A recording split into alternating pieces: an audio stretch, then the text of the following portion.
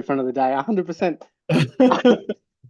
Ladies and gentlemen, welcome to the most anticipated event in some time. We've got another outstanding episode for your Naked Passion podcast. This evening, I am joined by the one, the only Dr. Jamie Barnier. Dr. Jamie Barnier is a clinical psychologist and supervisor with 15 years experience across public, private, and not-for-profit sectors. He's held senior level positions in inpatient psychiatric wards, early psychosis teams, child and youth mental health, both inpatient and outpatient, medical and palliative care.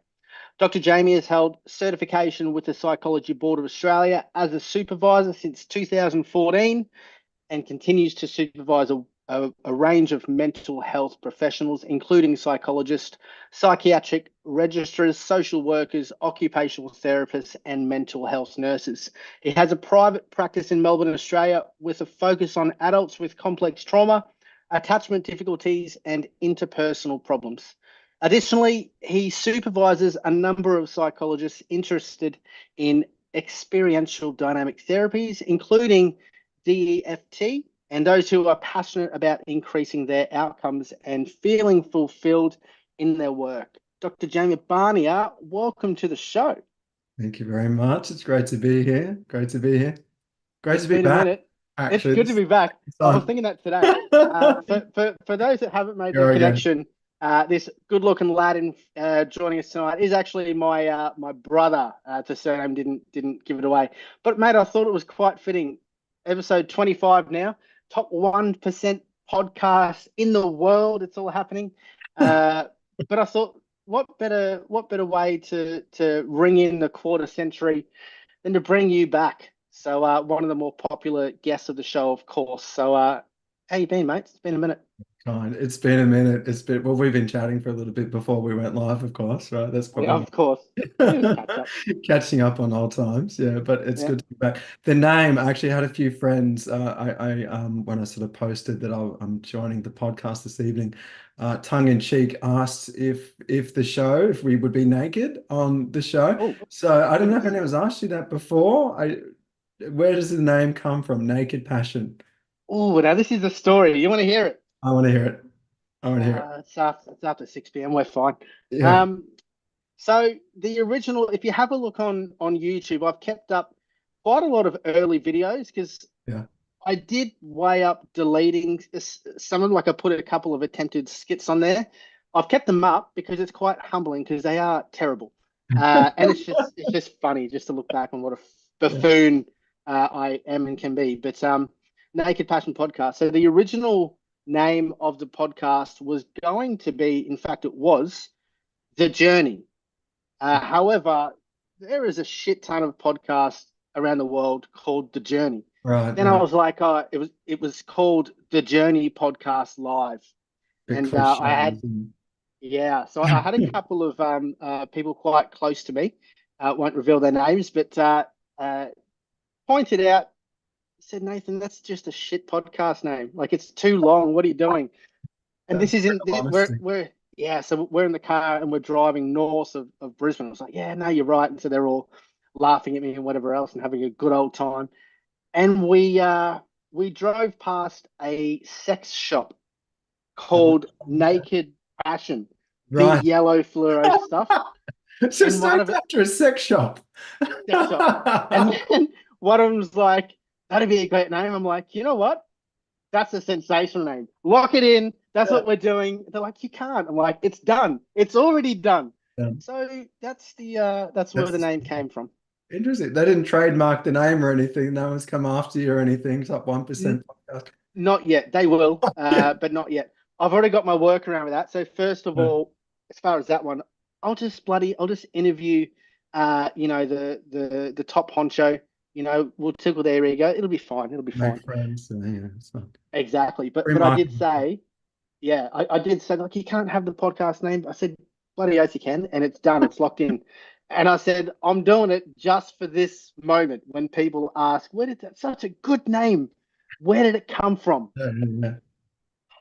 That's Naked shocking. passion. Right. Yeah, yeah. Right. But Oh, yeah, a few people have asked. Anyway, that's another story for maybe past 8 p.m. But we've got a tradition.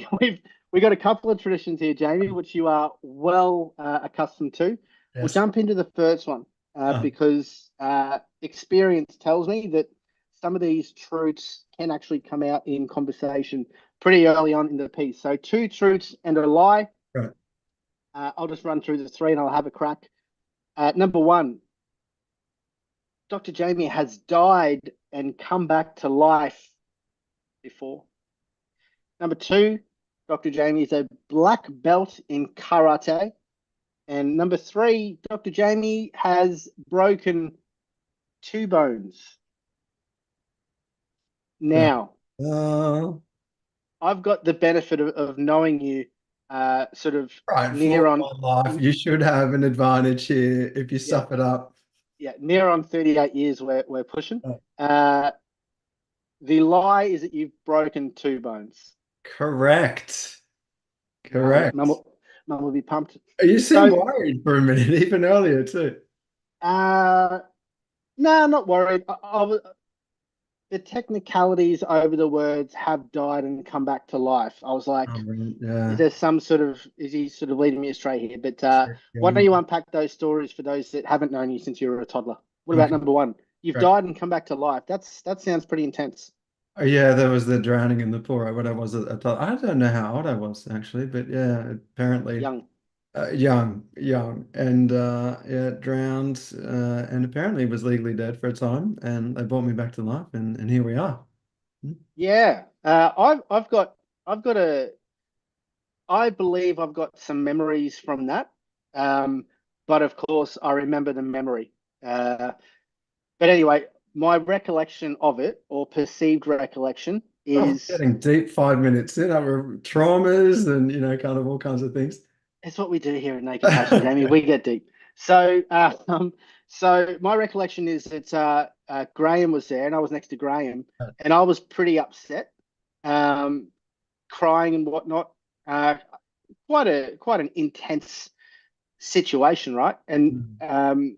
Graham Graham had Down syndrome for our audience members who aren't yet across that. Beautiful man, just the embodiment of love. Sadly passed away a few years ago, but um, he, of course, being oblivious to everything, and me being just upset and whatever else. I remember sort of snapping at Graham. That's my only real recollection, and just the uh, chaos, I Mm. guess, and adults sort of trying to keep me calm and away and all that sort of stuff. So, but Mm. again, look, maybe 10% of that is based in fact. Um, you got any recollection of that day? It's the funny thing, isn't it? Just touching on what you spoke about memory, because there's kind of like, episodic, what we remember about the event. But then obviously there are, kind of stories that are passed down that you sort of hear, and that influences our understanding or our recollection as well. As well. So my recollection, again, I'm not sure how much of this is based off of a true memory versus just what I remember about that day. Um, I remember, I think we'd come in for lunch or something like that. So we are all in the pool. I was couldn't swim, so I had floaties on, and obviously was in the pool with adults. And for people sort of listening to this is years and years ago, before kind of fences and everything like that Mm, were kind of mandated. I think that actually came in soon after that. And then I remember again, probably me piecing things together, because I couldn't swim without floaters. So I thought that I had my floaties on and said something like, "Mommy, mommy, look at me," and dived into the pool. And that's all I remember. And then next thing I remember, I think Dad was giving me CPR. And I don't remember how old I was. It must have been some sort of kind of pre-primary school, I think. And then Dad was giving me CPR. I remember I must have come to, and I was crying because the pressure on my chest was hurting. So I thought he was still doing compressions. Uh, Again, which I don't think would have actually happened, he would have still kept compressing while I was sort of conscious. And then I remember being in an ambulance, sitting on top of mum. So mum was kind of like lying down in like the little ambulance bed, and I was kind of sitting there on top of her. That's kind of what I remember of that day. Yeah, I actually haven't sort of spoke to sort of mum and dad about it just to sort of see if they can sort of feel probably not a sort of just a simple. Do you remember that day when I died? You thought your son, yeah, probably not something to raise, kind of just in sort of just as a how you going conversation. Yeah, not a casual sort of convo, but I reckon we do it because it'd be really interesting to piece some of that together and work out what's based in fact and what's based Right. in, to your point, uh, the malleable nature of our recollections based on other people's stories. Right, absolutely. We'll give them some forewarning, maybe, kind of let them up. I'll shoot her a text. Mum's watching. Hello, mum. Actually, yeah, yeah, surprise. Yeah. Yeah, Prepare exactly. yourselves. It's coming.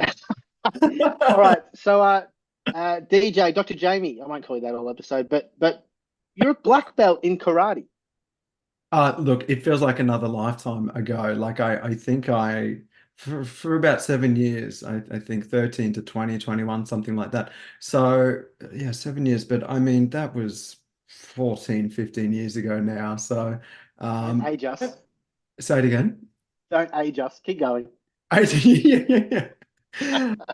I've actually never been in a street fight or anything like that, so I don't even sort of know. It'd be interesting to see. I've often sort of wondered how much of it would be, muscle memory, reflex, those types of things, if I ever needed to defend myself, which would be really sort of fascinating. So yeah, black belt in karate, but I mean, if I had to go back and do it all again, I feel like I would have forgotten all of it. But yes, yes, black belt in karate. You ever broken any bones? Not that I know of. No, no, never Yeah, been in a cast or anything like that. yeah. So no, unless there's something that's happened along the way and it just sort of healed on its own without me getting a scan or anything. But no, I don't think I've broken any bones. Touch wood. I haven't broken any bones yet, Yeah. either. My knee's shot. I need an operation there. My shoulder need a scan there. But other than some very casual structural issues that I'm playing with, We're talking about close age before. closing in on 40. But I don't think I haven't diagnosed any broken bones. There was an enlarged nose from football, and I had an enlarged hand once, but nothing sort of medically diagnosed. Yeah. Anyway, there you go. So where to begin, Jamie? We won't unpack the second tradition. We'll keep that one up our sleeves. We'll see where this conversation goes Yeah. quite organically. I've got a good place to start, mate. Okay. Um, Jamie, what brings you joy? Brings me joy. That's kind of like a really Marie Kondo kind of, doesn't spark joy. Do you know her? You're She right. No, you're right. Stuff that. We'll hold that. No. Let me retract that. You're right. Thank you. No, it's just Well, the no, it's no, my no. Mary I've Kondo got a better thing. one. I've got a better one. Here we Okay. go. Here we go. Brace yourself. What's the most exciting thing happening in your world right now? Okay. Okay. Let's go to this one. Don't have a wisecrack about that one. I would say probably a work opportunity, which this is going to sound a bit clickbait, but I can't really talk about it because I haven't signed contracts or anything. So it's an opportunity which I'm hoping comes to fruition, which kind of comes through. But if it does, there's probably some non-disclosure agreements and things like that. But Yeah. in essence, it's some contract work that might come through, which won't change an awful lot day to day. I'll still be seeing clients, and I don't ever see myself doing anything. Different to that. But certainly there's other projects and bits and pieces I do want to sort of do in addition to that work. So this might be, I guess, an avenue sort of through to sort of start doing some of that more stuff. So sorry, to start doing some other sort of work in addition to, kind of just seeing clients all day, every day. hmm Yeah. Mate, last time we had you on the show, and I do love that you're the first guest to be on here twice. Am I? So you I are, was mate. You third are. guest and still a bit rattled that I wasn't the first, but anyway, we'll let that slide. Oh God. I, I, And I would say that's a reflection on me not realizing I should be resourceful and lean on to the talents in my own immediate circle. But that's a reflection on me, mate, not you. So keep I going. thought you just ran out of people to ask. Gary V stopped picking up my phone, so I went stuff it. Let's get Jamie. Oh, what that the phone? Oh, who stopped picking up the phone? Gary V. It's another Oh, story. It's not Gary V. Yeah, important. yeah. I know Gary V. Yeah, yeah. Yeah. Social media. Um. Yeah. Yep. So look, last time we caught up on the show, Yeah. we dubbed the title "The Accidental Business Owner," Yes, that's and right. you were taking us through the evolution of your career, Uh-huh. and at that stage, moving from, I guess, public service into your own, or having your own practice and business, and making that sort of transition. Yeah. And you were taking us through what that looked like. Right. So why don't we have a look at how was your how has your business evolved over the last sort of couple of years, mate? Yeah, sure, sure. Good question. It's been much the same, really, because I mean, in psychology at least, there's a couple of different, if you're in the private sector, a couple of different ways that you can go about it. One is to open up a group practice where kind of you're a director and that you've got multiple sort of psychs or mental health clinicians sort of working with you. Or you can kind of do similar to what I've sort of done and kind of just do it yourself and kind of just focus on sort of, working sort of in a one man, one person kind of what's that saying? I don't know, one person kind of one man show. And along the way, I mean, I've intentionally really wanted to kind of just do my own thing rather than sort of have a team behind me because there are, sort of saying before, other things that I want to do. So, maybe one day sort of writing Mm, and consulting. I do a fair bit of sort of supervision of other psychologists as well.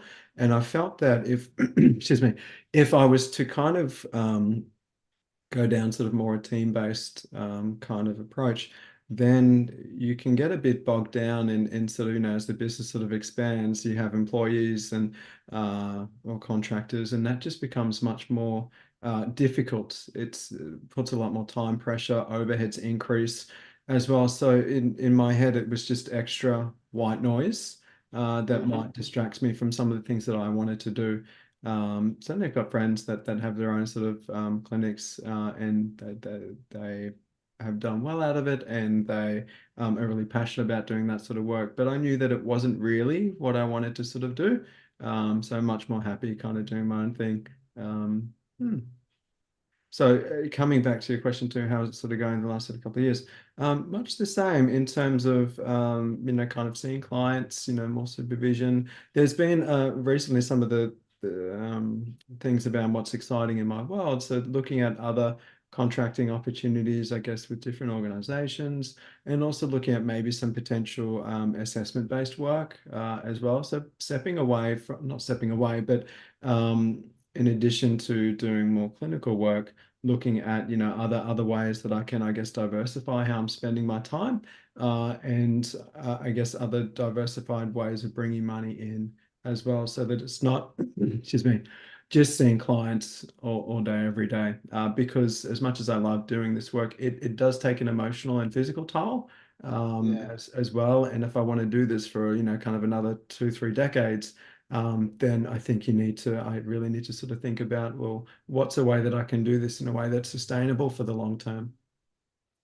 You touched on there's so many places I want to take that, mate. Let's start with writing. So you've brought up writing as something in the future. I would hope it's the more near future than far future. But what sort of ideas are you playing with in around writing with your career? Yeah, sure, sure. So I think I've done a little bit of writing in terms of, some of this posts that I put up on Instagram. I've written some blog posts, those types of things as well. So kind of more, excuse me, short and long form kind of things. I'd like to write a book one day or books. And I think that the idea that runs through my head at the moment is probably more of a self-help type book. So, rather than for clinicians, something that can sort of be for clients. Because there is a book that I recommend to my clients to read that is in line, I guess, with how I work therapeutically. But when people ask me, kind of, do you recommend any books in line with some of the things that we're sort of doing in therapy? there is, separate, sorry, short of that book, there isn't really too many others that come to mind. Not to say that there aren't really good books written out there, but in terms of sort of like self-help material based off of, say, a psychodynamic or experiential dynamic therapy kind of framework, there doesn't seem to be too many out there. And I guess the other thing too is that these days, kind of therapy seems to be, or mental health is all over Instagram, all over everywhere. And so there are a lot of voices out there, and there's, I guess, differences, I guess, in how, excuse me, uh, maybe qualified and accurate some of those voices are and some of those messages that are being put out there. So I guess it would be good just to put something out there. So I don't have a timeline. I find that I work best when I don't, kind of put that kind of pressure sort of on myself. And Yeah, it's probably the type of thing that I would be inclined to sort of just do in the background and then one day make some announcement. So I wrote a book. Um, yeah. so, kind of who knows? Hopefully not sort of in the far distant Yep. future, but I think for now there's a few other bits and pieces that might take priority before. I think to sort of actually friends and colleagues that have written books, I've sat down with them and talked about what that process has been like. And you really do have to carve out quite a bit of time, and you're kind of sacrificing personal time, time away from work, those types of things. So I think you really need to be in a space in your life where ideally you do have that dedicated time, whether it's however many minutes every day or every other day or something like that. So there is kind of a plan, but no timeline at this stage. Okay, well, fair enough. You've had quite a vast career so far. Uh, Early in your career, of course, still many decades to come. Um, Hopefully that doesn't sort of put you off as a statement. But I guess who are you? Who is your ideal patient at the moment, Jamie? I know previously it was sort of teenagers. Mm. You've then sort of you've had young adults and Yep. older adults, I guess. Yeah. Who is your ideal patient at the moment? Yeah, it's interesting because I think so far I think I've worked really through most of the lifespan. I think the youngest client I've seen was a 3-year-old girl when I was in my internship year. And I think the oldest I've seen is probably about 90 odd. So just about, I mean, the only other was kind of the perinatal sort of space, right? That infant mental health kind of 0 to 2 kind of space. And it's interesting because you're right. Back in the day, I think back in the day, earlier on in my career, when I was a young adult myself, right? I mean, I worked at Headspace for a time, and I really liked that age group, that 12 to 25-year-old age group, because I was in at that stage my early 20s, early to mid sort of 20s. And I think it was because I had sort of lived not too long ago, I'd gone through I guess that period of development in my own life.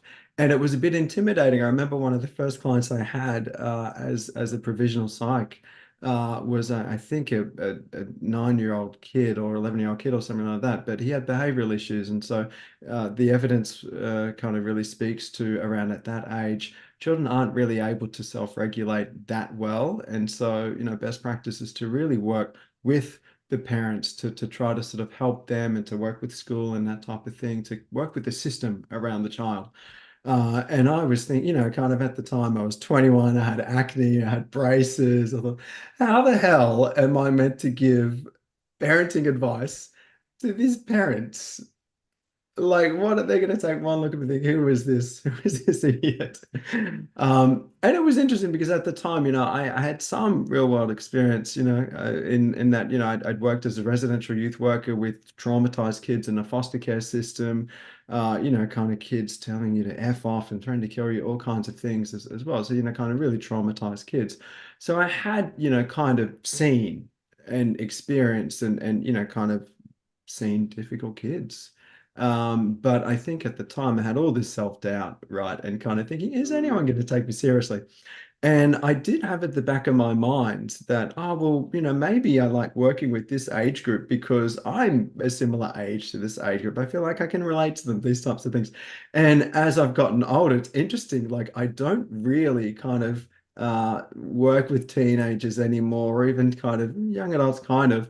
Um, but as I've gotten older, it's kind of like my preferred sort of client has been people at a similar stage of life to me. So now I would Yeah. say it's probably someone in kind of somewhere between the 20s to, maybe up to sort of 50s, as well. That would be the bulk of my clients at the moment are somewhere in that age demographic. Um, and a lot of what I do see, you read out in the bio before, complex trauma, or attachment trauma. So people that have had, kind of difficulties interpersonally, kind of in the formative years, or might have had some sort of relationship problem, something sort of going on. And I think, kind of when we talk about this idea of trauma, what does that even mean? Because that word gets thrown around like Skittles these days, right? So they're thinking about it in terms of anything that we've gone through that has been too overwhelming for us to face on our own. And so we've had to build up in order to kind of protect ourselves from that overwhelming experience, ways to kind of detach or disconnect from it if we feel as though that the people around us weren't available or able to support us in a way that we needed. So it's not to say that anything was necessarily wrong or that the parents, teachers, whoever were bad people or unloving or anything like that. But sometimes a child's way of kind of viewing the world could be very, very, they don't have that kind of ability to think critically at that point in the development. And so they see, oh, mum and dad are splitting up. There's so much stress on their plate, or the money's really tight, or, kind of dad's really sick with cancer. Mm. Mum's got so much on her plate. I can't talk to her about the bullying thing. It's not that mum doesn't love him or anything like that, but just in his child's way of thinking and perceiving and solving that problem is that, well, she's got enough on her plate. I just need to kind of deal with all these feelings on my own, but that's too much for me to deal with. So I'm just going to cut away from that somehow, push them down and kind of abandon that part of myself as well. So a lot of us have had things go on, we all have a past, we all have had difficult experiences, no matter, the type of family that we sort of come from, whether it's a loving family or otherwise. And some of these problems do come up, do resurface in an adult life, right? As we're getting close to, kind of in terms of intimate relationships, friendships, Mm. things going on at work, stresses, problems with bosses, colleagues, illnesses, a whole host of things can kind of trigger, right, kind of unhealed wounds, I suppose. And so a lot of what I kind of see is around, people that have some sort of symptom, whether it's OCD, trauma, stress, relationship problem, health anxiety. But then when we kind of dive beneath the surface, what we see is that there are a whole host of buried feelings and ways that we can kind of avoid those feelings. And then when we Mm. start to get close to that, we really start to uncover, well, where does this come from? Where did you learn that you have to disconnect when things get tough, or that you have to, sort of switch off, or, kind of use drugs or sex or anything to sort of distance or distract from it as well. So I guess that's kind of the space that I sort of work in. So what might be known as kind of more transdiagnostic treatment. So the idea that when most people come across your door, they're not going to be diagnosed just with one disorder, but they might have multiple things going on. And so, what can often work is not really getting bogged down in a diagnosis or a label or a bunch of symptoms, but who is the person underneath that? And, kind of seeing, I guess, symptoms and suffering just as, I guess, a result of ways that we've tried to, I guess, get by in less than ideal circumstances. So I guess that is how I work, and I guess who I work with is kind of individuals. I don't sort of tend to work with couples or families or anything like that. And these days I don't really work with, or I don't work with children anymore, or teenagers as well. So I think, who's the youngest I've got at the moment? Maybe There might be one or two people under 18, but they'd be 16, 17, something like that. Mm. It is such an interesting moment in time, isn't it? You've touched on it a little bit earlier. Right. It's almost like the stigma around mental health has definitely been uh, diluted at worst. Like there's people are almost parading their conditions almost with pride these days. At least the younger ones coming through. You got the explosion of I guess social media characters, Mm. successful people in their field, Hmm. holistic psychologist, Mm. Dr. Lapira, Dr. Carolyn Leaf, Mhm. Dr. Jamie Barnier. Uh, Mm. and Peter Crone is another gentleman who resonates with for me, I guess. Mm. So we've never had this much access to information. Right. So and it just you can't open up Instagram without posts and celebrations of my healing journey and self discovery Hmm. and things of the sort. So Hmm. what what does that mean for you? Like, have I captured where we're at the moment, and how profound uh, is this moment? Is it healthy? Are people heading in the right direction? Are they connecting dots that shouldn't be there? What's your sort of take on the on where we find ourselves at the moment? Yeah, I've got a couple of thoughts on that. I agree. I think that there is a lot of information, and there's a lot of I guess people talking up about mental health, which I think is can only be a good thing. What I've seen, I guess, in my consult room is that when something comes up, right, a feeling, a sadness, anger, something like that, very often, at least with the people that I'm seeing, it's followed by shame or some sort of a repressing. Oh, there might be tears, and then they'll quickly squash it down. What's happening right now? I just feel that, kind of I feel a bit embarrassed to share this with you now.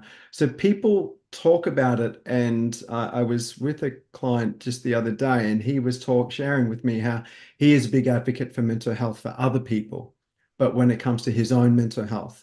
So there are some people who are, really good at kind of waving the mental health flag for other people, but then they might use that, not use it, but kind of they may not be so good at kind of looking within. Um, the other thing that comes up too is that I think we're really good at being able to talk about it and share about it on social media, uh, which again I don't think is always a bad thing.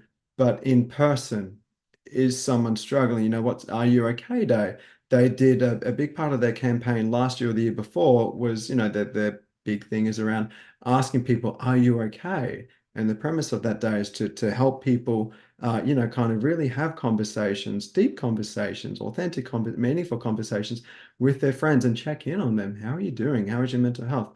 And what they realized a couple of years ago is that people were starting to say, well, actually, no, I'm not okay. And then, that the people, well-meaning, that were asking, "Oh, shit, I don't know what to do now." Right. And so I think there's a lot of times people have really good intentions, but sometimes they can feel as though they're a bit out of their depth with how to support and what do I say, what do I do. So from a supporter role, people can often feel out of their depth. And the other thing that can sometimes happen as well, you talked about people, I forget the phrase you used, but kind of celebrating the diagnosis or something like that. But some people, it can be a really liberating thing.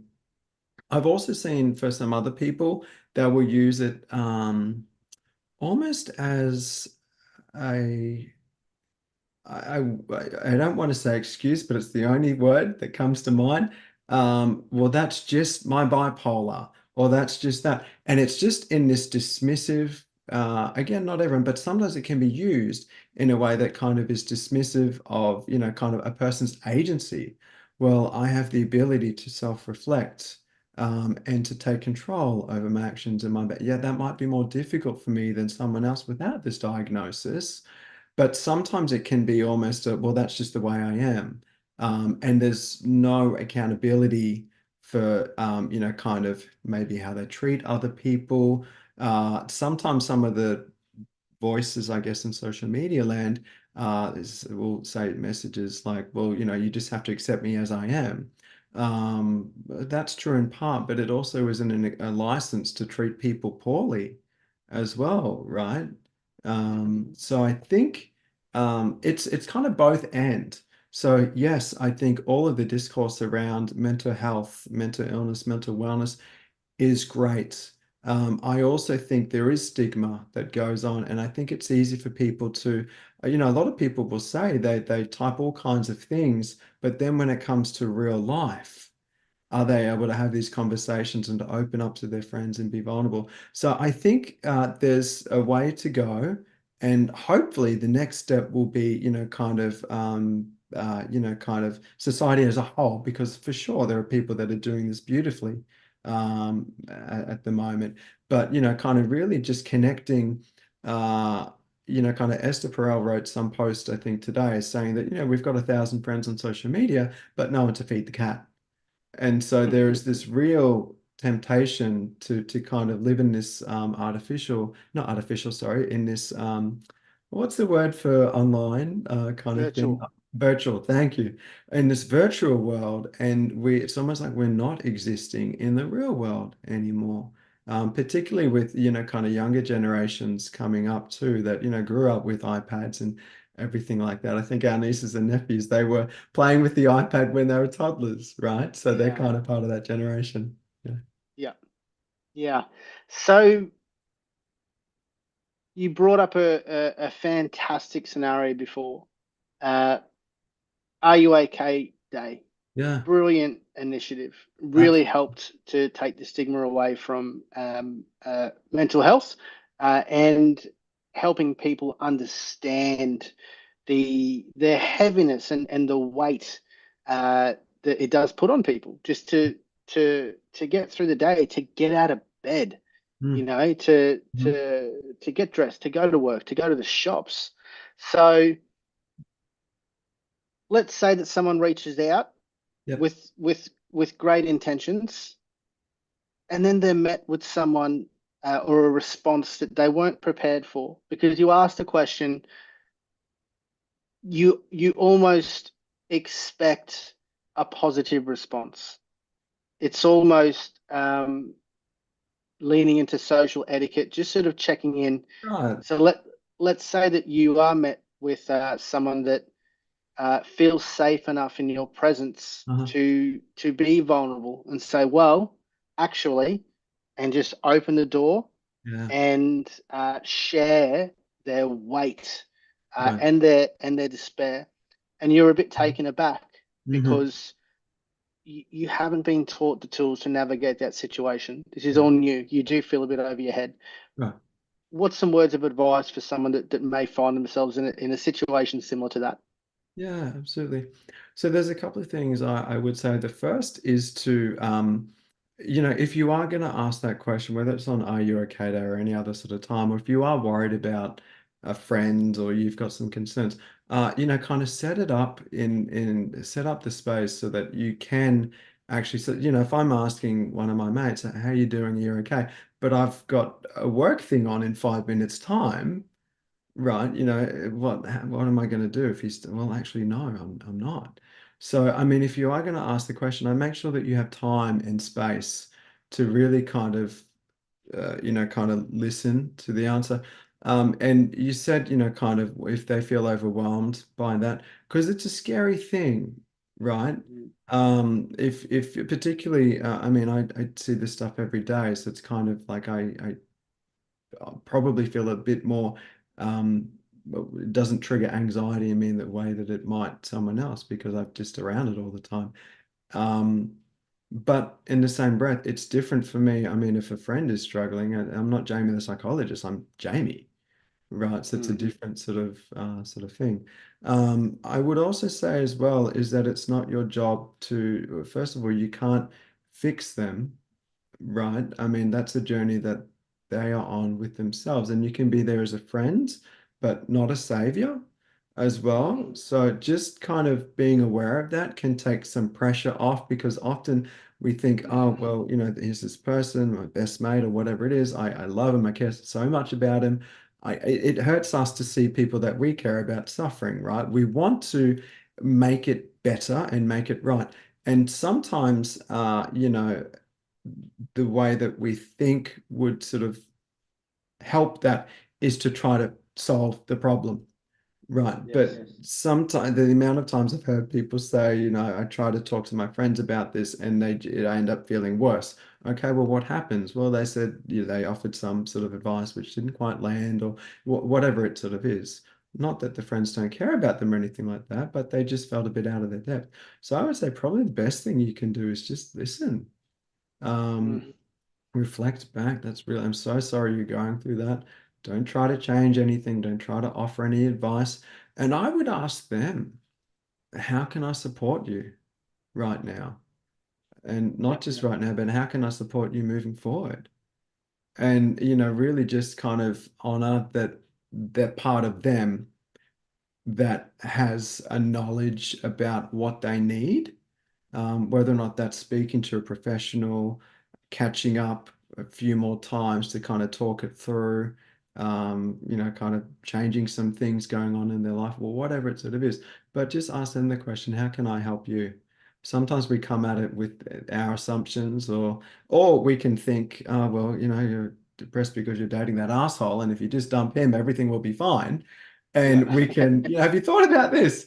And it's not what the person needs, right? Yeah. So I Yes. think the best advice is to just listen, support, be there, take the pressure off of yourself. It's not your job or your role to try to fix things, and ask them, how can I support you? And I'd follow up as well, because if you've asked and they trust you enough, you said safe enough too, that they feel as though you can be open and honest and vulnerable, that's quite a sacred thing. And it Mm. speaks to the depth of relationship that you have with that person. And so I would come back to that and check in on them. But, thanks so much for opening up to me. Let's catch up next week, or let's catch up in a couple of days. We'll get a coffee or something, and we'll see how you're going with that. So, don't leave them hanging if they've, kind of really sort of opened up in that sort of way. As well, kind of do check in on them. So that old sort of story, right? Kind of if someone dies and people often say, well, yeah, it's great. I got flowers for the first week. And then, the funeral after the funeral, everyone just sort of stopped calling and they stopped dropping by. So Yep. I would, kind of just check in on your mates, but kind of do it. If you know that someone is struggling, then check in, not just a one-time conversation. I heard Simon Sinek Hmm. uh, speak about something similar to this, certainly in the same vein, Right. saying that when our friends reach out to us, right, and they're struggling, it's like our friends are in the mud. Yeah. They're up to their neck in mud, and they're saying, "Hey, look at all this mud. I'm so dirty." Hmm.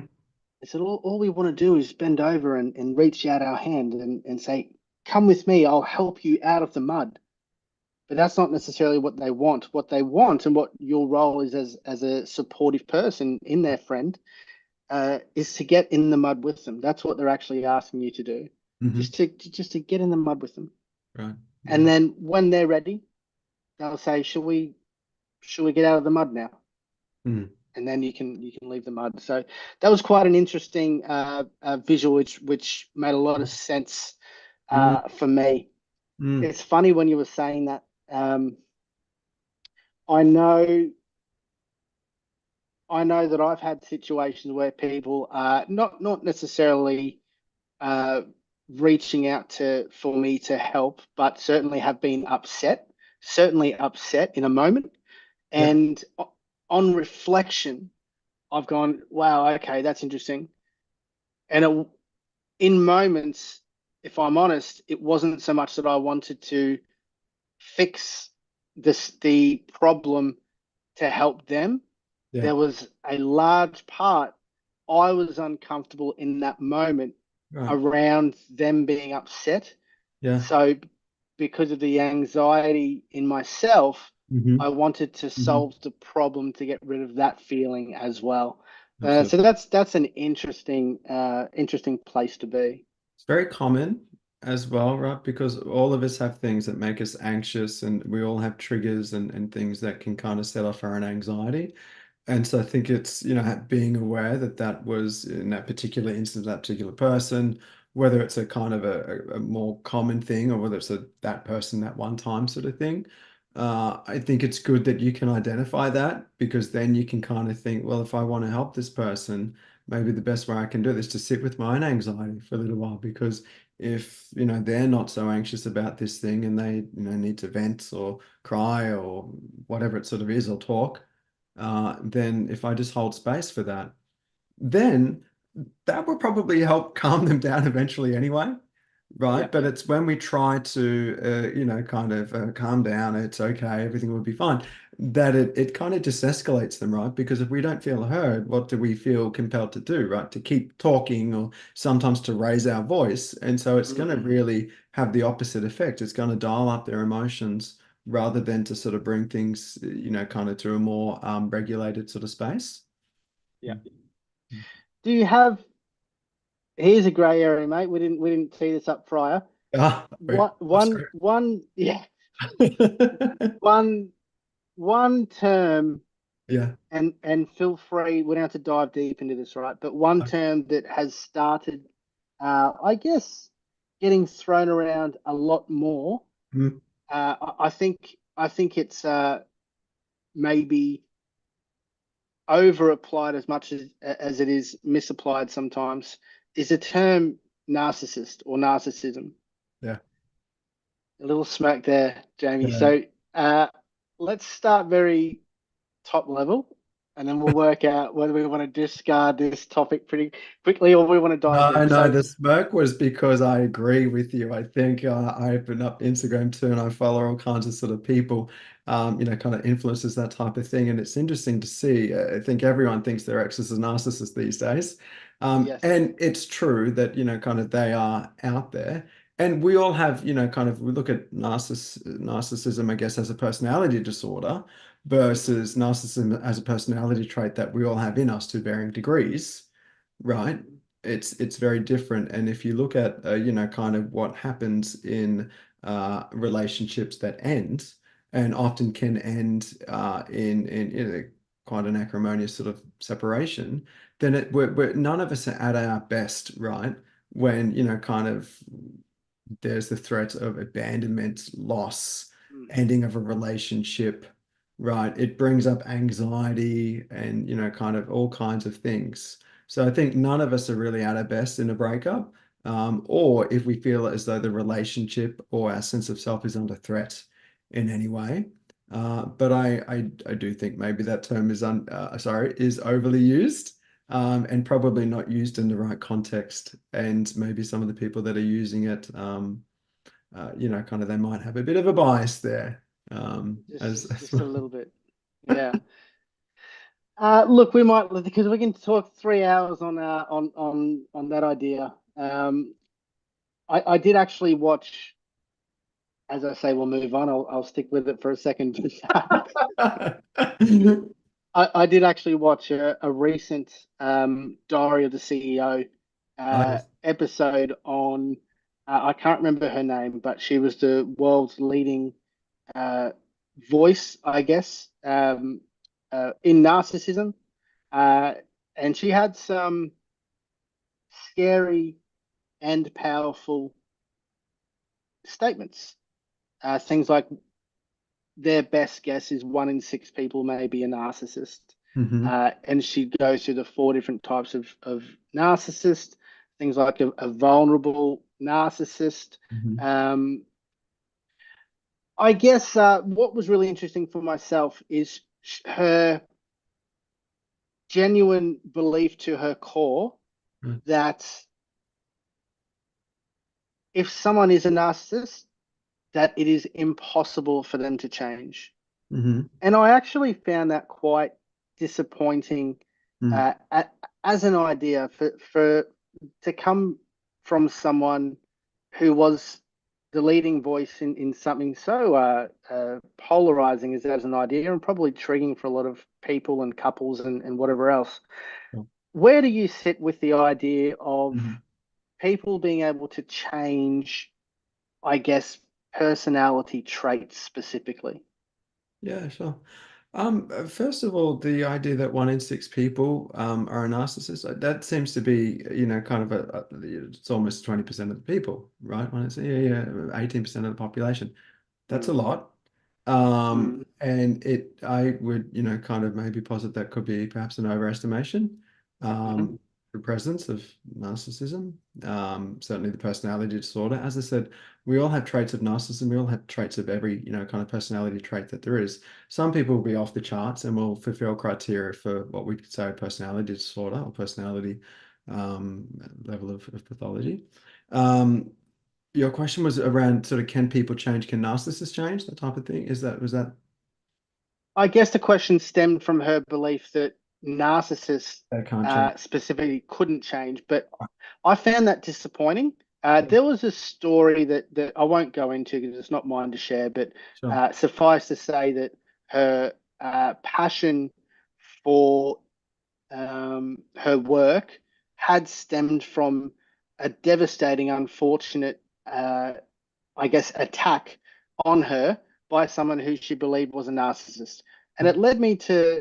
to question how unbiased her stance was around the idea that narcissists couldn't change. Mm. And then I guess so an extension of that, Jamie, where do you sit with the idea of Mhm. Mhm. personality traits being able to change? Um, I'd like to get your thoughts. I've got my own thoughts, but they're baseless. Yeah.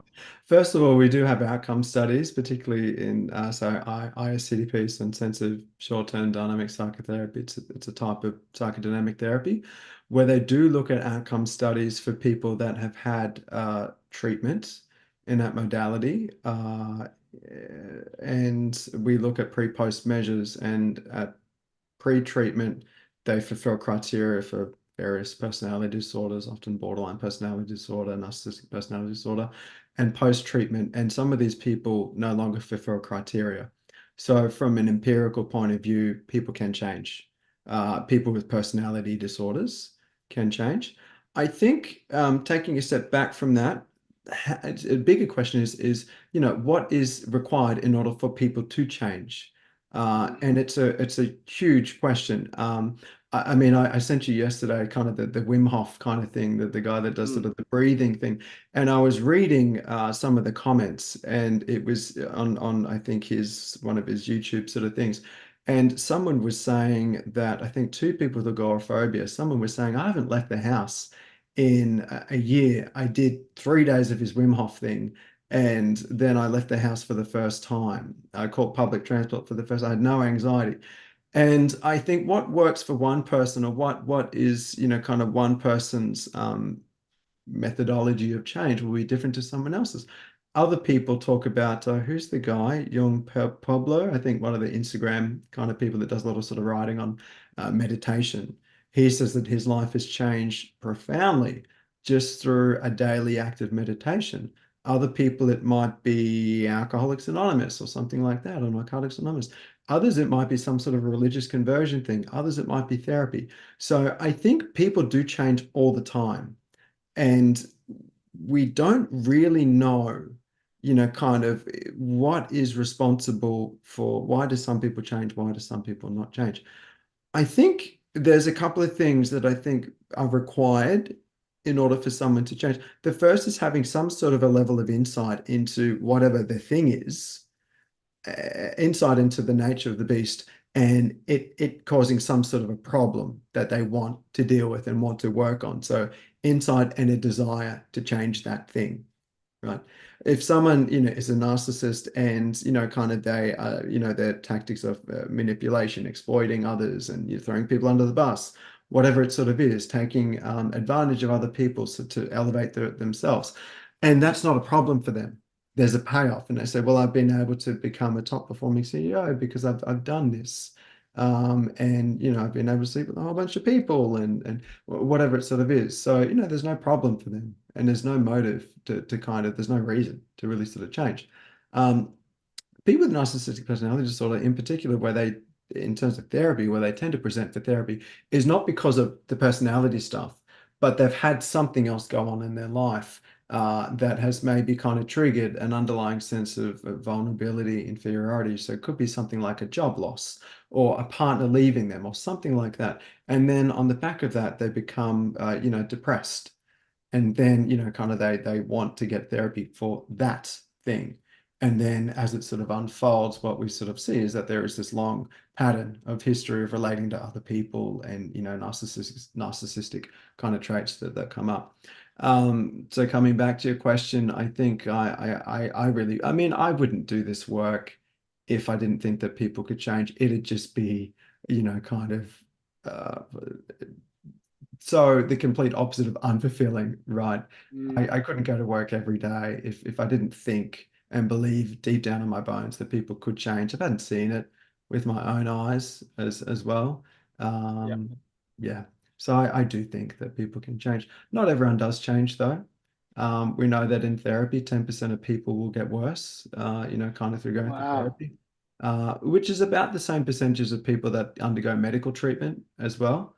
So 10% of people that do go for some sort of medical intervention actually get worse as a result of that intervention. The majority do get better. And there are some people that kind of don't sort of get any sort of change in either direction as well. But kind of if you're a betting man and you needed help, kind of, I would definitely say go to therapy. Um, Absolutely. And if one therapy doesn't work, try another therapist or a different approach as Mm, well, because it's not so much the type of therapy you do that actually doesn't make such a huge difference, but it's more so about the person of the therapist, the degree to which the two of you, or if it's a family therapy couple, whatever it sort of is, that you can kind of collaborate together. How much alignment is there on these are the problems that we're working on together, these are the goals that we have, and this is how we're going to get from A to B. Do you feel as though the therapist kind of understands you? Do you feel as though there's someone that you can open up to and be vulnerable with? Are they able to spot and identify times that you kind of move away, diversify away, or move away? There might be some sort of defense coming up, or that you're kind of concealing something, or kind of kind of hiding, so to speak, what the real problem sort of is as well. So being able to sort of spot, identify, and help someone kind of face and decide for themselves what they want to do. So kind of we're here because we really want to look at these problems, but every time we start to talk, you kind of look away, and you look down, or you're just kind of talking about things in a detached way, and it's like you're not really here with me. So what do you think about actually seeing if all of you can sort of come here so that we can really look at this stuff together? So looking at the ways that people might be sort of, again, not intentional. A lot of this stuff is unconscious, right? A lot of our defenses, until someone points it out, the amount of time that someone has sort of said to me, gee, I never knew that I did that until you pointed mm. it out to me. And, my wife said that to me the other, this is the thing that my wife always talks about. Now I can see it.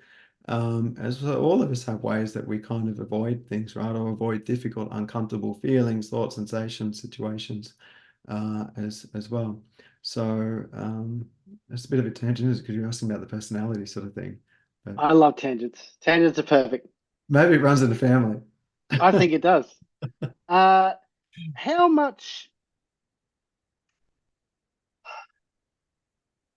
I would hazard a guess to say that you would have seen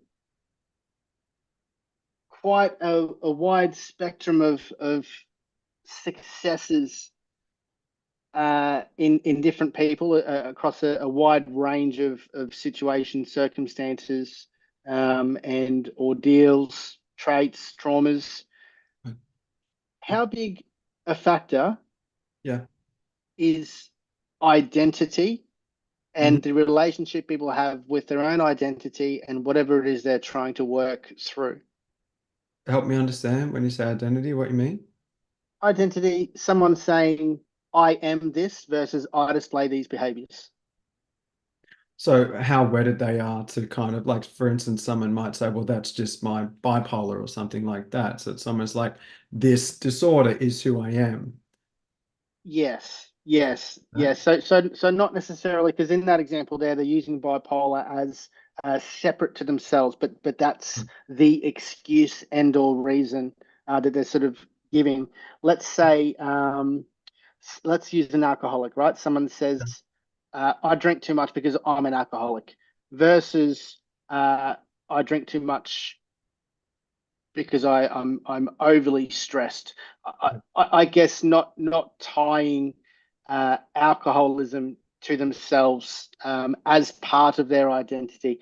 I guess I'm curious. My question would be more along the lines of, Mhm. does it make a difference at all if someone believes that they are something versus someone that says, "I display these traits," Yeah. or is it just a similar I guess, in the difficulty to overcome it, depending on Right. whatever. That question was not clear at all. Try and piece I, that together. yeah, no, I think I'm getting a sense of it anyway. So the first one, I'm just an alcoholic. It versus, I display a set of behaviors because I'm stressed, and alcohol is how I deal with that. The one about this is just set of behaviors demonstrates more of an insight that alcohol is used as a coping mechanism. Albeit probably an unhealthy one. But it kind of, this is what I do in the face of stress. So there's an extra piece of insight sort of there versus I'm just an alcoholic. The I'm just an alcoholic, it also suggests that there's little agency that the person kind of sees. It's almost like, well, that's just the way I am. And so Mm, whether or not they believe that this is something that they can overcome. So, does the person want, do they see it as a problem? Because often the thing with alcoholism, it's often a problem for the people around the person drinking, but it's not such a problem for the person themselves, right? And, unless they sort of, as things happen, and then it does become sort of a problem to them. So is it a problem for the person that they sort of think that they want help with? And secondly, kind of, is there sort of a desire? A desire to change that, or to work on that at least, to see if that can be shifted. And secondly, is it something they think that is possible for them, right? Or is this thing that's, no, this is too big for me? There's no way I can overcome this, because if you think, so, if someone asked me to bench press, I don't know, 500 kilos, there's no way I could do that, right? So I'm not mhm. even going to try. If something feels like it's impossible, or too much of a leap, then why try if you don't think it's possible? So sometimes, I guess it depends. Everything's nuanced and complex and Mm. everything, but I guess it depends on um, what that means. I'm just an alcoholic, I'm an alcoholic, whatever the phrase is. So when you say that, what do you mean by that? What does I'm an alcoholic mean?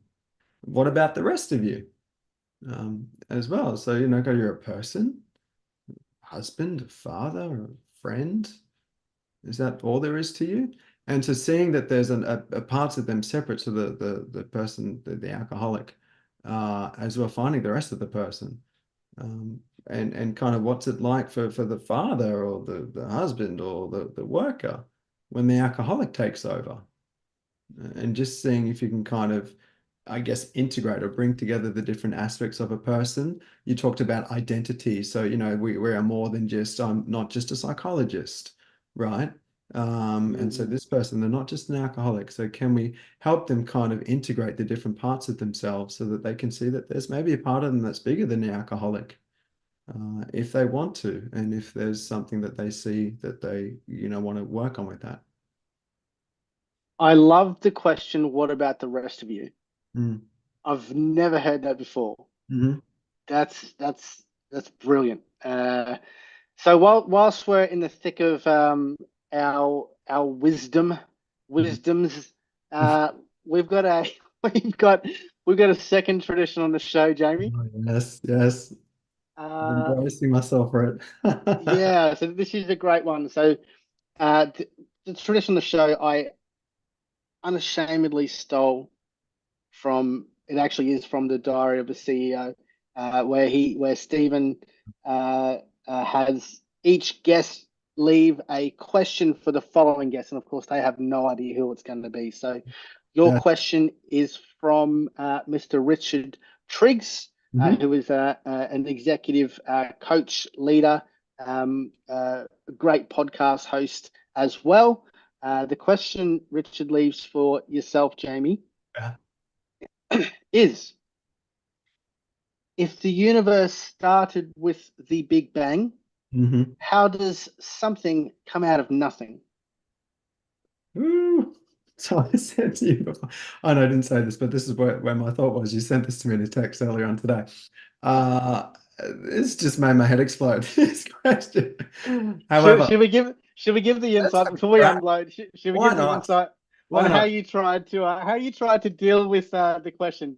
So first of Well, all, I actually enrolled in a before I did psychology, enrolled in a science degree.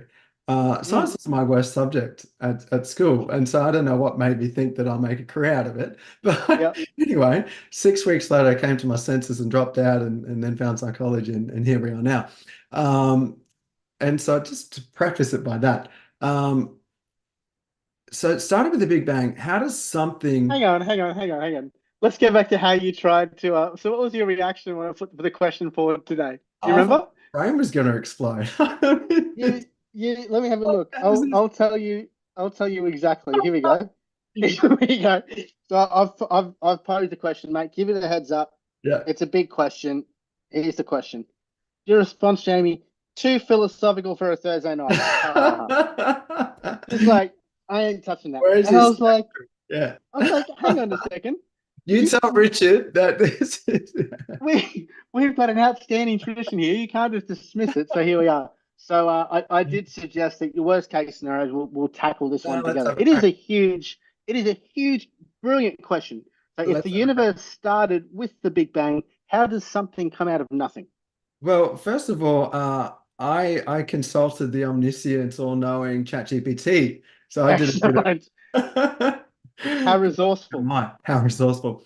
And it did get me thinking because, just on ChatGPT quickly, I ask it, so I haven't used it a lot, and I've asked it sometimes specific questions about therapy, different theories, modalities, and I'm not a big fan if you want kind of like more of an expert level response about things.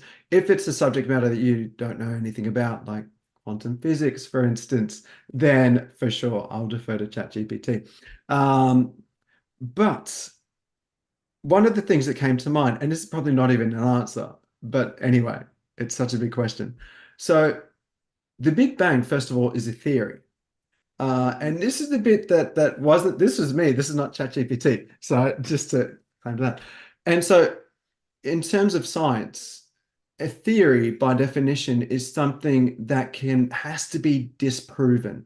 So we actually can't prove a theory, but when we think about a scientific theory, it is this theory that over time, through a process of empirical research, kind of hypothesis testing, data gathering, analysis, theories become refined over time. But by definition, it has to be something which is disproven, which has to be disprovable.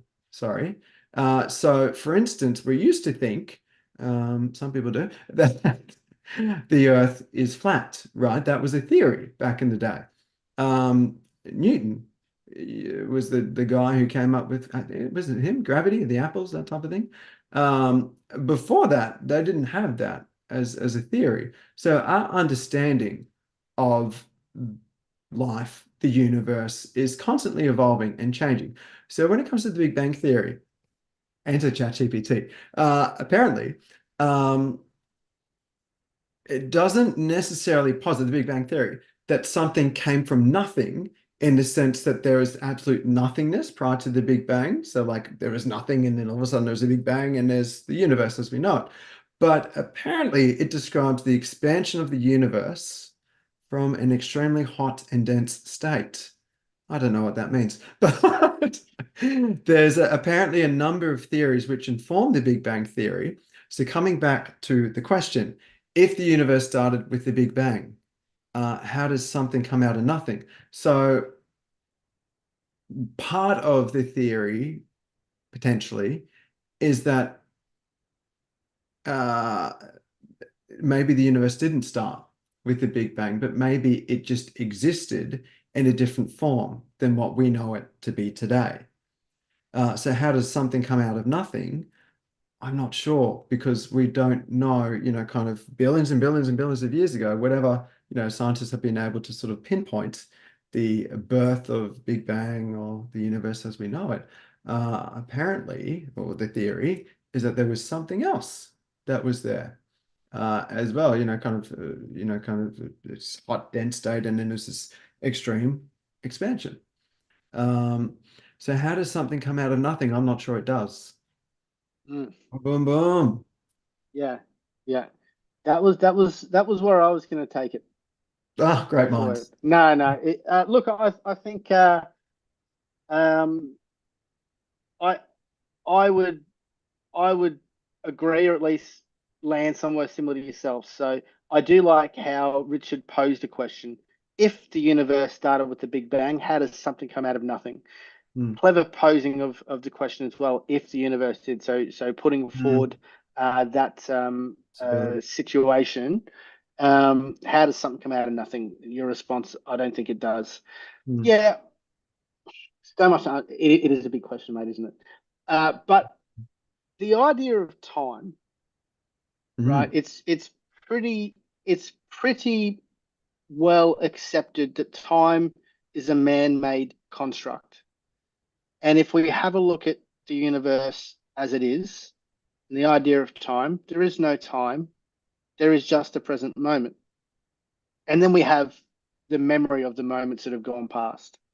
And then I'm quite enjoying uh, how the science is coming out and the exploration over the everyday, things like the brain, neural mm, pathways, things like memories, the fact mm. that all a memory is we remember our prior memory. And the Right. prior memory was just remembering the memory before that. And so you have this effect of Chinese whispers, and you fast forward 3 years, and all of a sudden, I think it's Dr. Joe Dispenza points to, or his claim is that um, a large percentage of our memories are actually incorrect. I think Mm, it's over 50%, because I thought 50%. Uh, mm, I'll find that later. mm, So if we are to start from a place of time doesn't exist, if the universe started with the Big Bang, how does something come out of nothing? So if time doesn't exist, there simply is and there is not. And I think that which is, and whatever that looks like, has always been. mm. That which is not has never been and never will be. So I think, to your point, the universe always has been, just in different form, just in Right. a different form. Mm. Have you heard about the expanding universe theory? Uh, what a best guess is as to why the universe is expanding? No, I haven't heard it. So I'll get to the punchline because I'm well out of my depths here. Oh, me too. So So I talk about Big Bang and universe and time. yeah, yeah. So basically, the universe is expanding. The only thing, or the only way something can expand, is to be pushed or pulled. Right. And so they believe that some force is pulling on the universe, Hmm. uh, probably another universe. Mm. Yep. That was one of the theories, apparently, the multiverse theories. I thought it was just a Marvel thing, but Yeah, it's yeah. one I actually, I don't know if they'll be listening, but I got a number of, Marvel folk, no, no, no, number of clients they'll from be a listening. PhD level science. So I'm just kind of like, inwardly kind of, oh God, I hope I'm not just sounding like a complete idiot. They just know, kind of I mean, they were just, yeah, yeah, probably laughing. They were hearing some of what is coming out of my mouth. I think you nailed it. Yeah. Um, all right, all right. So let's jump into some of these questions. I think we nailed it. Well done, mate. Oh, That's probably the trickiest question that has been posed. oh my. So well done. Well done. Um, Mate, who has been, potentially is, can't say me, right? Let's just take that. So That who speaks has unless someone else, one of the other guests have said you. that's Yeah, well, it is what it is. So, who has been I jest, of course, but who has been your biggest influence? Oof. There's not a single person that comes to mind. There's a number of people I would say, and they're probably all what I would say, kind of more work-based supervisors, mentors.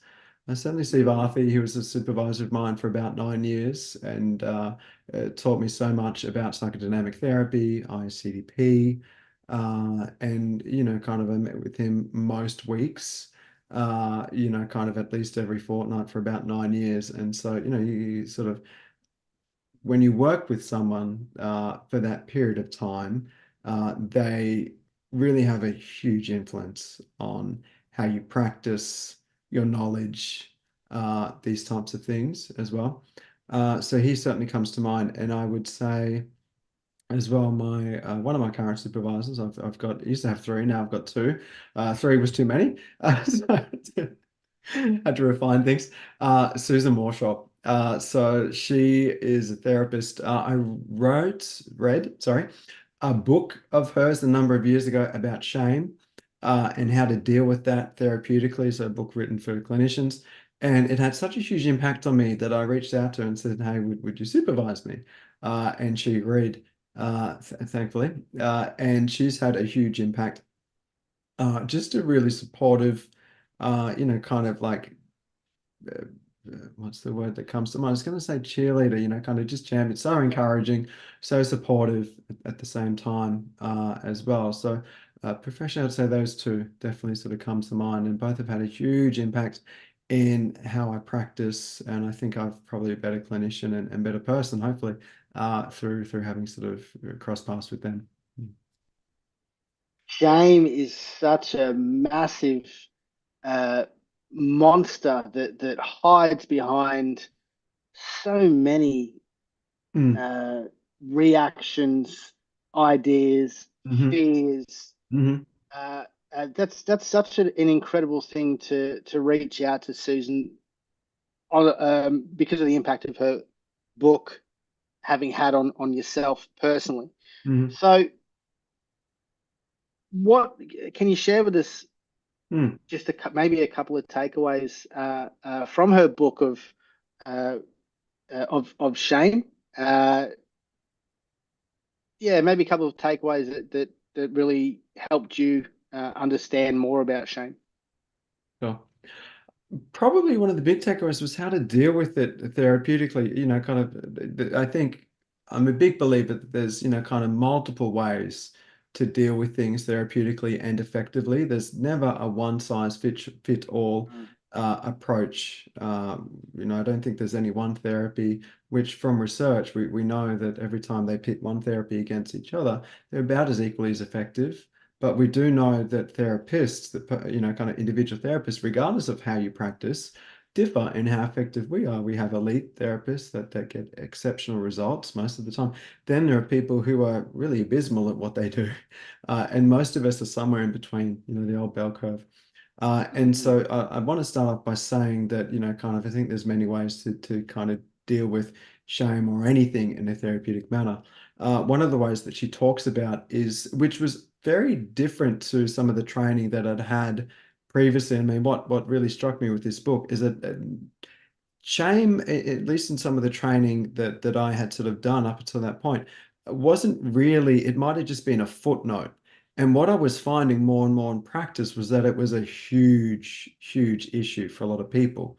It was a reason why, they might have been stalling in therapy, or that they might have been, under uh, functioning, or kind of functioning but far beneath what their potential is. They may not have been able to form healthy lasting relationships with other people.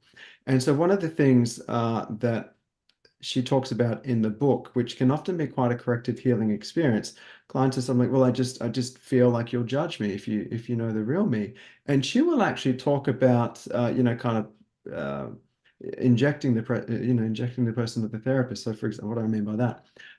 What do you actually sense when, like, if you look at me? Because often if someone does feel ashamed, what's the first thing they'll do? They'll look down or they'll look away. They'll pull away from you, right? Because shame, we have this urge to kind of hide or to sort of, sort of to pull away.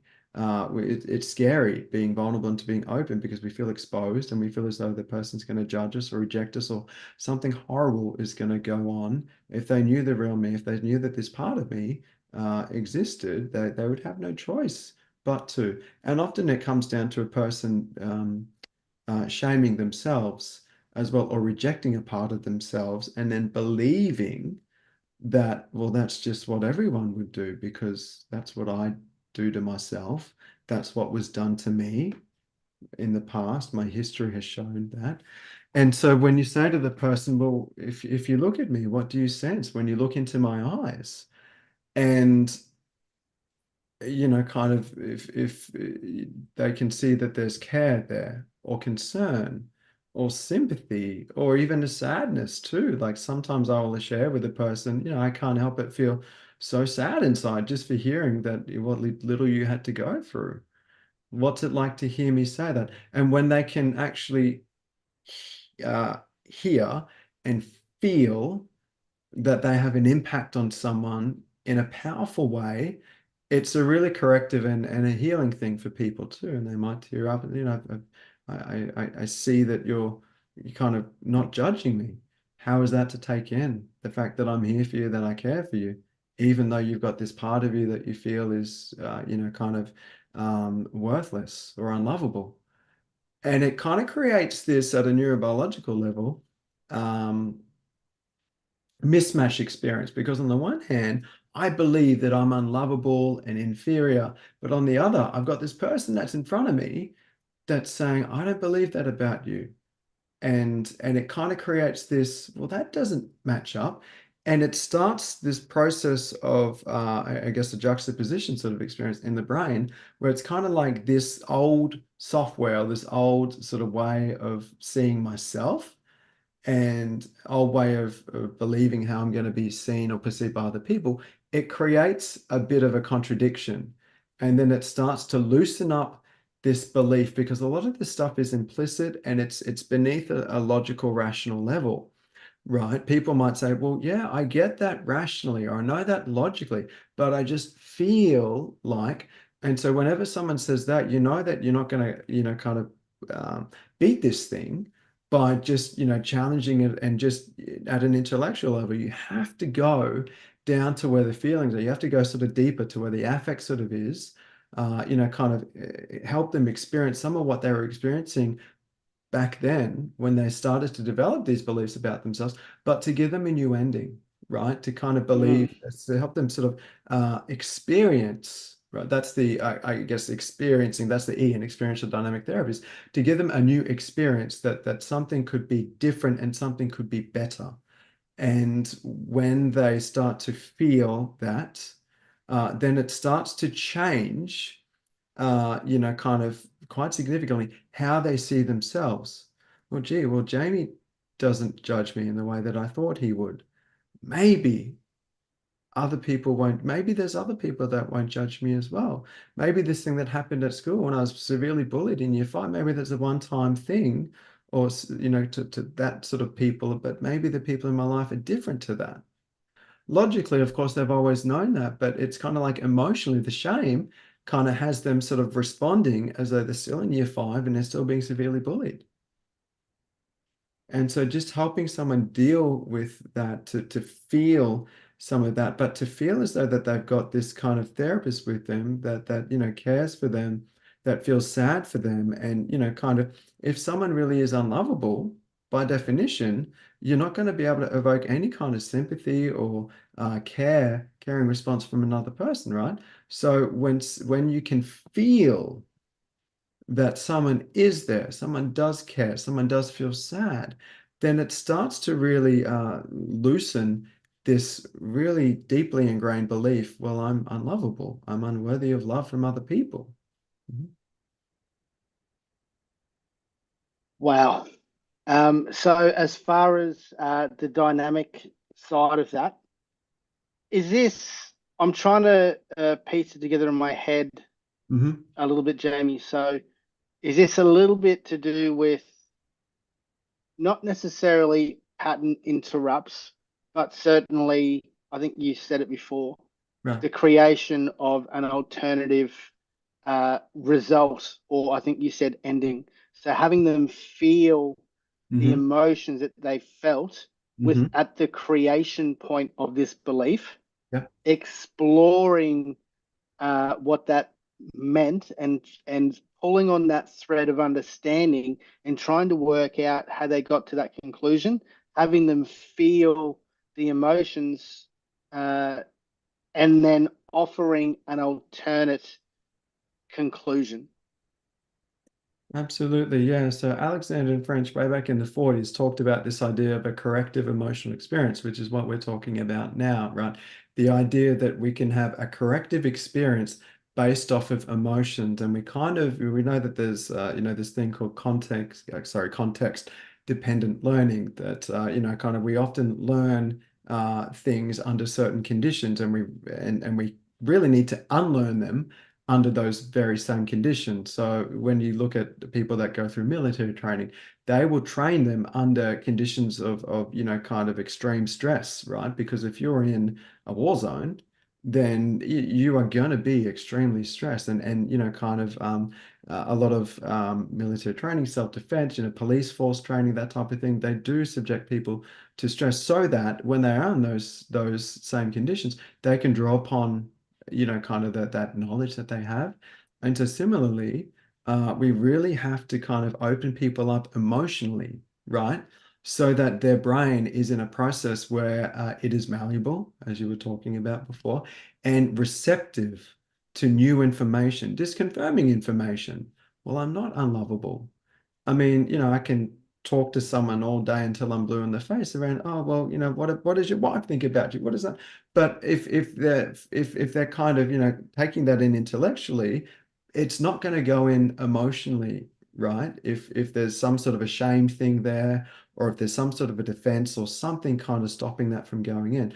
And often the pathway to help someone through that is to help them kind of connect to some of those underlying feelings, whether it's a shame, a humiliation, a grief, a sadness, and anger. What is kind of blocking that thing? What's keeping this thing sort of wedged in place? Do you have any pieces of advice for someone that may not have the resources Yeah. uh, uh, for therapy, Hmm. Hmm. but they're aware of some of their, I guess, let's call it programming. Yep. They want to change. They Yep. see a lot. They see a lot of it. They don't really know what to do next. Are there any practical exercises, or do you have any advice for someone that perhaps is aware of some, let's say, some patterns of behavior, which Hmm. certainly isn't helping them achieve the life that they are wanting? Yeah, absolutely. So I might recommend a couple of resources actually. So there's a book, it's the same book that I recommend to all my clients that come in. It's by, I'll send it to you after in case you've got show notes or resources or things that you sort of post. It's a book by a therapist called Hilary Jacobs Handel called It's Not Always Depression. So Hilary is a What's it called? therapist. What's it called? It's not always depression. Okay, Yeah. cool. So Write that down. Hillary is a therapist in the States who talks about her own life story, where she went through a marriage breakdown and realized that she was really detached or disconnected from herself emotionally, and went through this process of, I think, her own personal therapy and then training to become a therapist herself, and talks about what she calls the change triangle. So looking at, feelings, core feelings that we sort of have: anger, happiness, sadness, and things that can get in the way of that, be it anxiety. You talked before about getting anxious around, sort of a friend feeling sort of triggered and becoming emotional. And also what we might call defenses, or another way, self-protective strategies. So that could be things like, kind of shutting a conversation down, literally walking away. It could be having a verbal outburst. It could be resorting to alcohol, sex, drugs, anything to sort of numb feelings. So looking at, what are some of the ways that we avoid difficult feelings, difficult thoughts, those types of things. She's got, I think on YouTube, if you look up on YouTube, the Change Triangle, she's got a YouTube channel with a whole bunch of experiential based exercises as well. So this is how to connect to feelings. This is an exercise as to how you might be able to connect to sadness. This is what to sort of do just to sort of sit with some of those feelings. And the other one, which I would say would be really good, is Dr. Tori Olds, who has a YouTube channel. She has a number of, I guess, really, really helpful videos talking about different therapies, and she practices a number of, I guess, has experience, I guess, in a number of different therapies, which are quite helpful, and I guess in line with some of the stuff that we've been talking about tonight too. So she has a number of different explanations as well. And the last thing I'd sort of recommend might be for couples. There is, if you look up Hold Me Tight. So it's a book by Susan Johnson, who was the developer of emotionally focused therapy. She has an online course, uh, which I don't know how much it is, but certainly to be cheaper than couples therapy, where people can go through at their own pace. Couples can go through at their own pace. Some of the, she calls it the dance, or some of the cycles that they go that happen in the relationship, a cycle that they might get caught in repeatedly but can't find their way out of as well. So there'd be a number of resources that I would recommend to people. And I guess the other thing I'd say too is that it's kind of, a process of, do we ever become a fully functional or fully healed sort of person? I don't think so. But, can we get to a point where we are, kind of aware of our patterns, and it doesn't have to interfere Mm. in our life in a way that it used to, and it doesn't have to stop us from having fulfilling relationships as well, and it doesn't have to inhibit us from performing at our best as well. So, kind of these things don't have to sort of control us or hold us back from, kind of being able to sort of live a life that is meaningful and fulfilling for us. And so what I would sort of say is that just start somewhere. I think, I can't remember if we were live, it was you and I talking before about the um, people talking about doing meditation, right? So find something, a way to connect with yourself, whether it's yoga, meditation, therapy, online courses, these types of things, as well. Some of the resources I think that I mentioned would be a great starting point as well. Yeah. I love how you ended that. There's a gentleman uh, I follow somewhat by the name of Peter Crone. Mhm. They Mhm. call him the mind architect. A lot of what he says resonates. Some of it goes over my head, and Yeah. some of it I don't agree with. But I agree with a lot of it resonates. Is probably a better way to put it. He speaks a lot in and around the idea of us already being. So it's not necessarily a case of we need to change or that we need to chase a better version of ourselves. Mhm. We simply already are. Mhm. And it's a case of shedding or dropping the additional layers which Right. society, our experiences, Right. our assumptions, our interactions with others, our traumas Mhm. have forced us sometimes to cake on these additional layers to protect us from a perceived threat, which perhaps may not even be there. So Yeah. it's more a case of the idea that we already are, and because we already are, we all are worthy of love. We all are Mhm. worthy. Mhm. So I really like how you ended that, because I think Mhm. one piece of the puzzle that a lot of people may be missing is the part of self love, Mhm. not not not landing in delusion and Mhm. excuses and whatever else, but Mhm. certainly the idea of self worth and self love Mhm. is perhaps one piece that we shouldn't forget. Absolutely.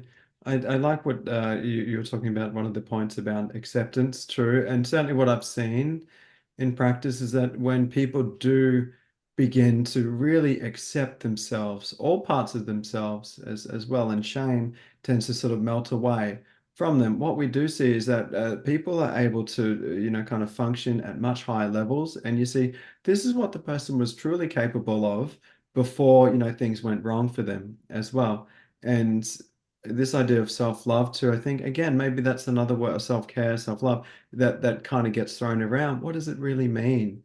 Right, as you sort of said, is it sort of this rose-colored glasses thing? No, but I think it's more around, well, kind of having acceptance and love for yourself. But what is love really? It's not just, blindly just everything is fine kind of thing and making excuses and allowances for poor behavior. But part of being a loving act is kind of calling yourself or other people out if they are doing something that isn't, kind of in line with their values or they want to be as a person. As well, if I want to be a good friend and then I'm, kind of just teasing, humiliating one of my friends when I'm with a group of other friends, right? I mean, kind of that's not really a loving sort of thing to do, right? So a loving friend hopefully would sort of point, hey, look, how you carrying on? That wasn't okay. So I think part of self-love, the other side of it, which often doesn't really get spoken about, is, kind of a correcting thing, right? Correcting self. Gee, I was a bit of a dick the other day. I don't know what came over me, right? So it's not just this acceptance of everything, but it's kind of like holding yourself to a standard in terms of how I treat myself, how I treat other people. I think that is love. Because sometimes, what's a loving thing for a parent to do, right? A 3-year-old, Mom, I want ice cream. No, you're not having ice cream for dinner or something like that. Mm. Eat your chicken and vegetables or whatever it's sort of what if you feed 3-year-olds. Um, right. And so in that moment, the 3-year-old, oh, you're the worst mum in the world or something like that. And the mum, dad, whoever, the parent is acting in a really loving way. Sometimes love can feel like it hurts, right? But it's always done in sort of a loving way.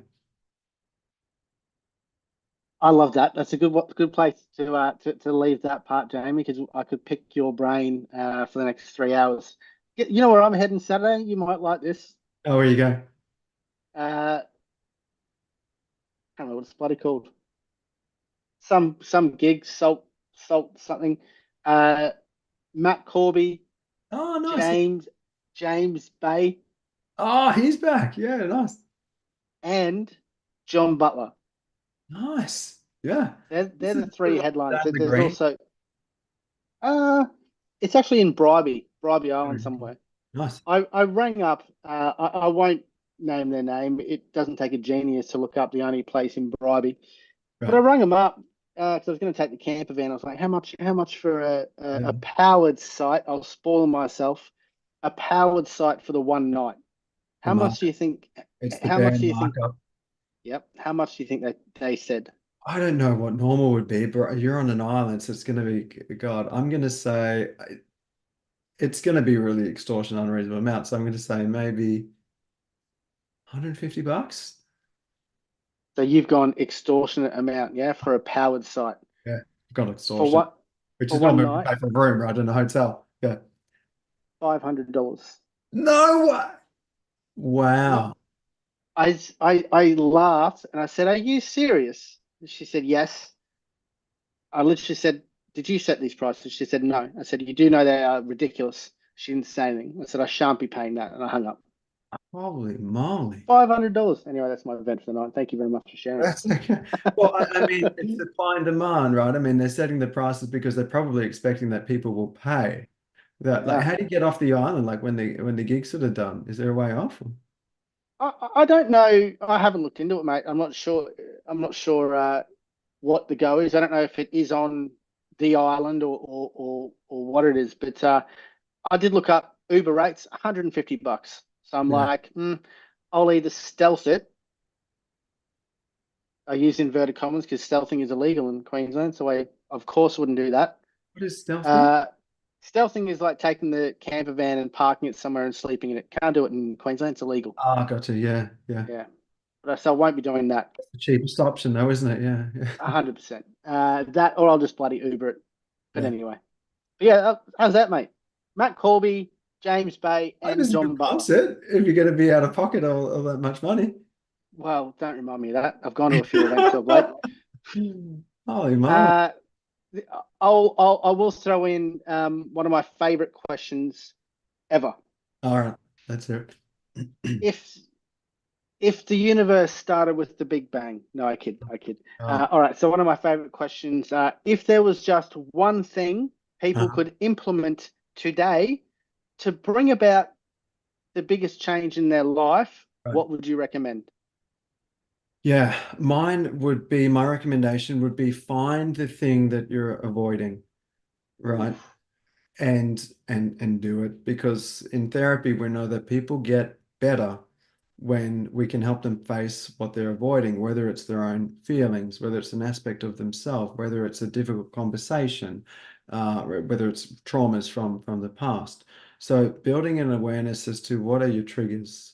You were talking before, you had a beautiful example as to, kind of had a friend with me and then they were kind of upset, distressed, whatever it sort of was. I was getting anxious, right? So I was trying to sort of shut that down to get rid of my own anxiety. So in that example, kind of just being able to sit with what are you avoiding in that moment? Whatever feelings come up for you, seeing that friend be upset and distressed. So find the thing that you are avoiding and kind of start to face it. So in that example, and I think you were doing this already by the sounds of it, just to sit with that and just to kind of hold space for some of those feelings and just to see if you can sort of let yourself tolerate that amount of anxiety. It's not going to hurt you. And just to see what happens. Can you create sort of an alternate ending from that as well? And just to sort of see if that did happen, well, yeah, I was really anxious and I was afraid that I don't know, it would be too much or that, kind of that they would collapse or, something horrible. And just to say, well, I didn't do that and it didn't actually happen.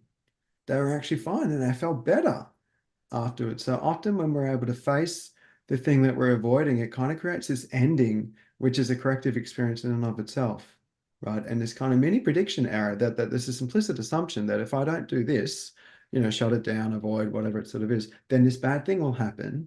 And then when you don't do the thing, you realize, well, hang on, that thing that I feared would happen, it actually didn't happen. So it actually sort of brings to light some of these more implicit assumptions and beliefs and clarifies them. It sort of calls them to mind, and then you have a greater understanding of your own sort of psychology.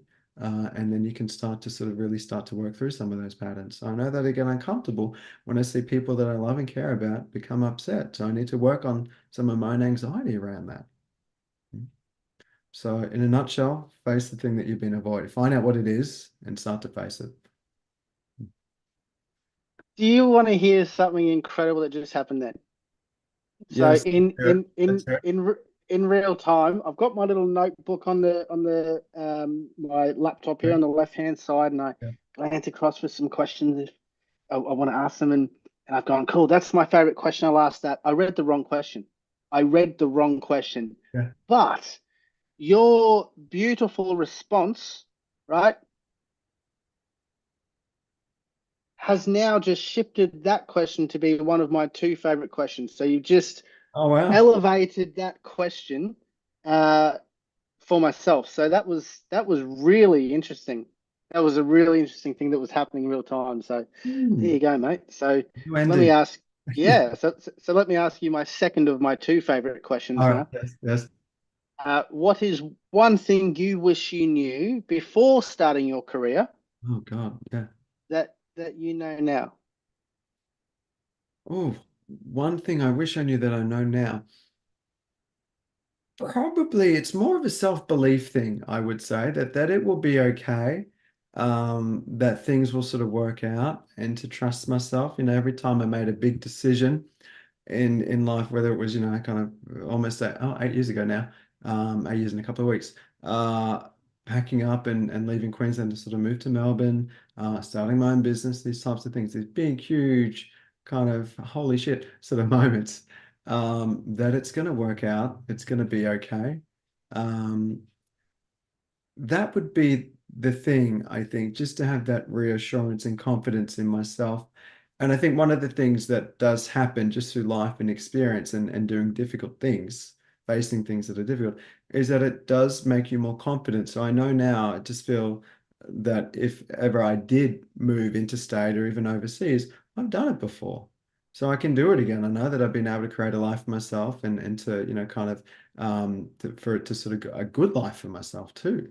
So I don't have that fear anymore. Not to say it wouldn't be challenging or difficult or there'd be some adjustment period, but I know that I'd be able to do it.